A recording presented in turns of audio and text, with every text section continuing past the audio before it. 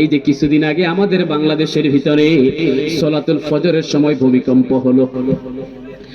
আমি ছিলাম নামাজের দ্বিতীয় রাকাতে নামাজ পড়াচ্ছি, হঠাৎ করে দেখলাম অনেকগুলো লোক মসজিদের ভিতরে হুটমুট করে ঢুকে।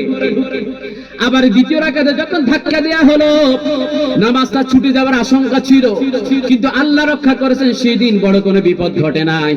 কিন্তু রিক্টার স্কেলে এই ভূমিকম্পের মাত্রা যদি আরেকটু বেশি হতো, তাহলে ফেনী শহরের হাই রেঞ্জে বিল্ডিং গুলো আছে, ঢাকা চট্টগ্রাম বড় বড় শহরগুলোর ভিতরে বড় বড় বিল্ডিং যেগুলো আছে সব মাটির সাথে মিশে যেত। কথা বলেন ঠিক কিনা? তার মানে অনেক যুবক সারা রাত মেসি এমবাপ্পের ফাইনাল খেলা দেখলো, রিয়াল মাদ্রিদ চেলসির ফাইনাল খেলা দেখলো, ফুটবল খেলা দেখলো, নিউজিল্যান্ড বাংলাদেশের খেলা দেখে, ব্রাজিল আর্জেন্টিনার খেলাগুলো দেখে, আবার রাত্রিবেলা দীর্ঘ সময় ধরে খেলাধুলার ভিতরে ব্যস্ত থেকে তারা নামাজের ধারে কাছে যায় না।